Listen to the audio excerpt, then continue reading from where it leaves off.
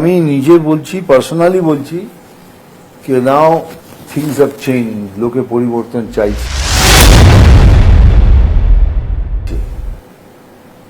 এটা পরিবর্তন চাইছে, আর যদি পরিবর্তন না হয় তাহলে পশ্চিমবঙ্গের ভাগ্য খুবই খারাপ, এটাও আপনাকে গ্যারান্টি দিয়ে বলতে। এটা কোন দিক থেকে বলছেন খারাপ? আমি রাজনৈতিক দিক থেকে বলছি কি পুরো রাজ্যই শেষ হয়ে যাবে। This will be no more a Bengal, so called Bengal. মানে তার যে শিক্ষা, উন্নতি, ডেভেলপমেন্ট সেই জায়গা থেকে, নাকি ডেমোগ্রাফি একটা বড় থ্রেট? আমি সব জায়গা দিক থেকে বলছি, কেন বেঙ্গলের যে একটা মহিমা কারিশমা ছিল সেটা অলরেডি লস্ট। না, যতটুকু বেঁচে আছে সেটাও চলে যাবে। This can be. তখন ওটা ডেমোগ্রাফিক্যালি বেশি জোর দিয়েই বলছি, তখন সেটা সেই ধরনের রাজ্যে পরিণত হবে।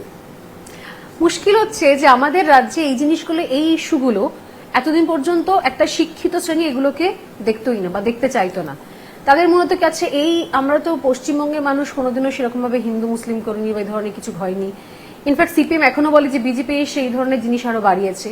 কিন্তু একের পর এক ঘটনা, মিঠুনদা, যেরকম শামশেরগঞ্জ, ধুলিয়ান, মুর্শিদাবাদ দেখলো, আপনি জানেন যে কয়েকদিন আগে থেকে যা চলছে, মোফাখরুল ইসলাম গ্রেপ্তারও হয়ে গেছেন, যদিও প্রকাশ্যে তিনি থ্রেট করছেন আমাদের এন্টায়ার সিস্টেমকে, ডিএমকে যারা রয়েছে তাদের, মানে সিস্টেম, ল, মানে আইন ব্যবস্থা সবাইকে থ্রেট করছে।